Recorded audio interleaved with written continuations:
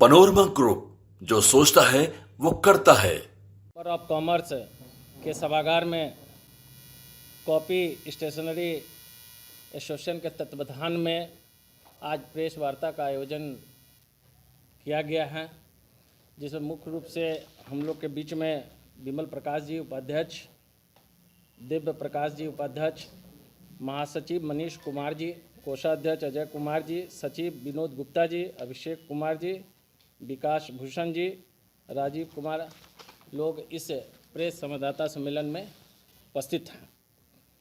मुख्य रूप से आज इस प्रेस वार्ता का करने का मुख्य उद्देश्य है शिक्षा विभाग द्वारा बिहार शिक्षा परियोजना 2024 और 25 में राज्य के सरकारी स्कूलों के छात्र और छात्रों को FLN किट, जो फंडामेंटल लिटरेसी एंड न्यूमेरेसी, और LEP लर्निंग इन्हांसमेंट प्रोग्राम, जो 1 से 12 तक कक्षा को छात्रों को दिया जा रहा है। FLN किट जो है 1 से 5 कक्षा school bag, copy, pen, pencil, rubber, sharpener, book, water बोतल, स्केल, जो 20 लाख 1 से 5 छात्रों को कक्षा तक 20 लाख के करीब, और 6 से 8 कक्षाओं तक 54,23,646, और 9 से 10 29,81,321, और 11 से 12 क्लास तक 10,49,959 लाख, टोटल 1,15,00,000 2024-25 में ये स्टेशनरी किट, जिसको FLN और LEP किट बोला जाता है, जो एक किट का 499 रुपया दर है, जिसका कुल 1,15,05,75 करोड़ का काम पिछले 24 और 25 में बाहर के राज्यों को बिहार शिक्षा परीक्षण द्वारा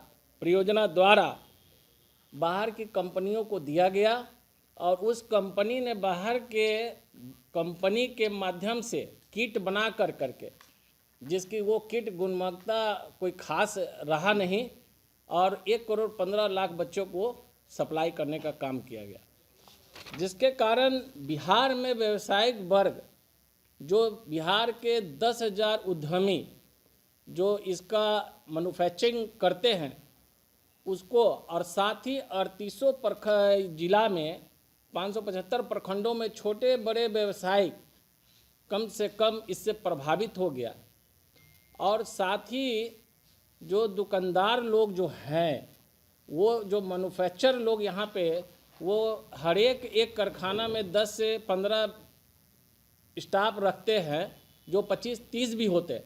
वो लगभग 1 लाख से करीब वो व्यापारी, ये लेबर, वो उसका काम बंद हो चुकी है।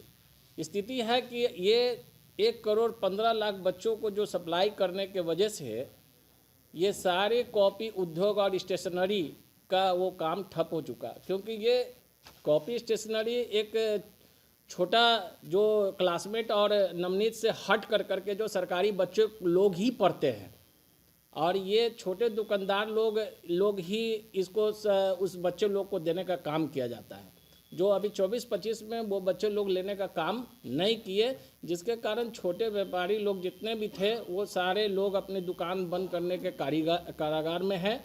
साथ ही बिहार में जो मुख्यमंत्री जी के द्वारा जो उद्यमियों को राशि दिया जा रहा है लोन के तहत, जो कॉपी मैन्युफैक्चरिंग जो किया जा रहा है, उसकी स्थिति बहुत दयनीय हो गई है। बैंकों से लोन लिया हुआ NPA के कारागार में है, और ख़ास करके इस बिहार में व्यापार का अच्छा माहौल होने के कारण GST के जो नंबर्स जो है काफ़ी बढ़ गई थी, जिसके कारण इसका भी वो बंद करने के स्थिति में आ गया है। तो ये तो परियोजना जो है वो काफ़ी अच्छा है, मगर बिहार सरकार से हम लोग से आग्रह है कि आप जिस तरह से पोशाक योजना, साइकिल योजना, DBT के माध्यम से जो राशि आप दे रहे हैं उनके गार्जियन और छात्रों को, उसी प्रकार से आप, जिससे बिहार में जो व्यवसायिक वर्ग के लोग हैं वो कम से कम छोटे दुकानदार और फैक्ट्रियां हैं वो बचने के कारागार में रहेंगे, और एक अच्छा माहौल रहेगा। क्योंकि अगर स्थिति अगर नहीं हुई, अगर 25 और 26 में इस बार सुनने में आया कि प्रधान सचिव ने कहा कि इस कॉपी को मात्रा बढ़ाएंगे, उसकी राशि क्या होगी वो पता नहीं है, मगर अगर इस बार जो शिक्षा विभाग द्वारा 1,50,50,00,000 देने का परियोजना है कि जो आधार कार्ड से लिंक बच्चे जो हो चुके हैं उनको वो दिया जाएगा, जो अभी 1.5 करोड़ को दिया जाएगा। ये समझिए कि अगर टेंडर होती है और 750 से 800 करोड़ का काम बाहर के व्यापारियों के पास चला जाएगा, जिससे यहाँ के व्यापारी को बिल्कुल कम से कम लाखों व्यापारी और लाखों मजदूर यहाँ पे काम करने में समर्थ हो जाएंगे और बाहर जाने का मजबूरन यहाँ पे हो जाएगा। इसलिए आग्रह है बिहार के मुख्यमंत्री जी से, उप मुख्यमंत्री जी से कि ये इस पर निर्णय लिया जाए और डीबीटी के माध्यम से इसको राशि को दिया जाए।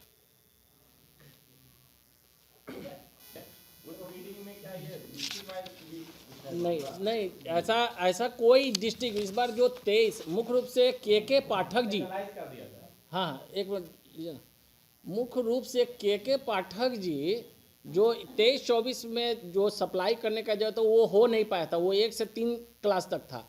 फिर के पाठक जी 24-25 में 1,15,00,000 बच्चों को सप्लाई करने का आदेश दिए। उन्हीं के आदेश के द्वारा जो इसमें सबसे बड़ा एक और बात आ रही है, हम लोग तो एक व्यापारी संगठन से हैं, अभी ये किट बंटने के बाद जेडीयू के एमएलसी संजीव सिंह ने, ऐसा हमने वीडियो देखा, उन्होंने हाउस में आवाज़ उठाया उसकी गुणवत्ता का, जिसका उन्होंने कॉस्ट 120 रुपया बताया।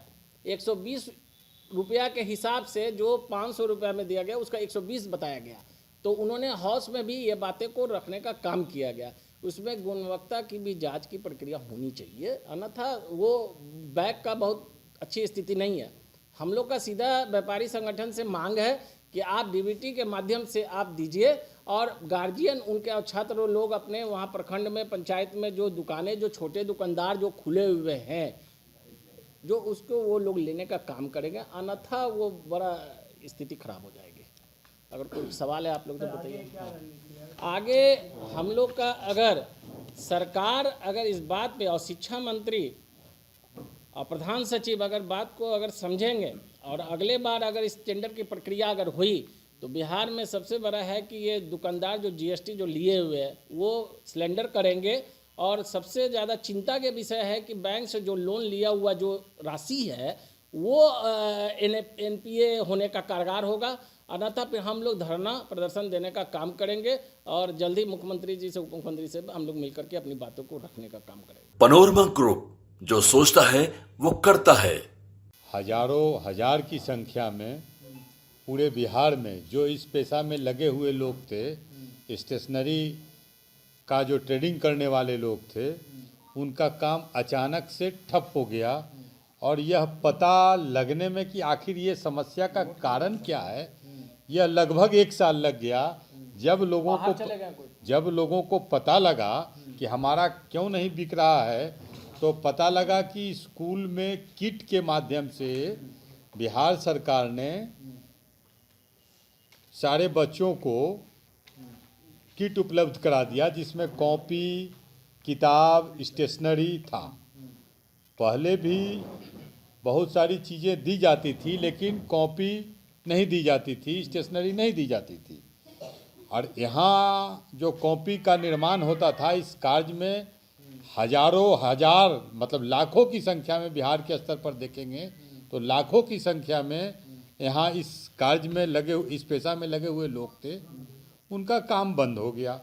तब पता लगा कि भाई कोई एक ऐसा टेंडर हो गया जिसमें कोई गुजरात से आदमी आकर के, बाहर से आदमी आकर के एक निविदा के माध्यम से, और वो पूरा एकदम मैनेज्ड तरीके से और बाहर से कॉपी बन करके फ्लाइंग कर करके बिहार में पहुंच गया। तो हमारा एमएसएमई, हमारा यहाँ का कारोबारी एकदम बेरोजगारी के हालत में आ गया। मतलब कुटीर उद्योग को नष्ट करने की। हाँ, कुटीर। अब हमारे बिहार से ही एमएसएमई के मंत्री हैं माननीय मांझी जी, तो हम लोग उनसे भी निवेदन करना चाहेंगे, बिहार सरकार से भी निवेदन करना चाहेंगे कि भाई यहाँ के एमएसएमई का क्या होगा। जैसे हमारे प्रधानमंत्री मोदी जी का है थॉट कि भाई इम्पोर्टेड कम से कम हो, इम्पोर्टेड कम से कम हो, लोकल फॉर वोकल हो। तो बिहार में तो उसका उल्टा हो रहा है। बिहार का जो मैन्युफैक्चरिंग है, बिहार का जो उत्पाद है, ये तो एकदम धराशायी हो गया।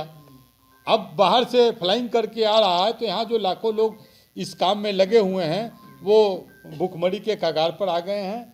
और बिहार ये तो, और इससे जुड़ा हुआ पूरा सिस्टम, जैसे हम एक मिल मालिक हैं, ठीक है, हमारा यूनिट है पटना पेपर मिल के माध्यम नाम से। अभी बिहार में 3 पेपर मिले हैं, इतना बड़ा स्टेट में मात्र 3 पेपर मिल है। यूपी में जाइएगा तो 100 पेपर मिल मिलेगा, बिहार में मात्र 3 मिल है, और तीनों मिल बंदी के कगार पर आ गया। मतलब एक पूरा एक्सचेंज जुड़ा हुआ है। हम ठीक है, हम 3 हैं, तो हम हर मिल में 400 300 400 आदमी बढ़कर काम करते हैं।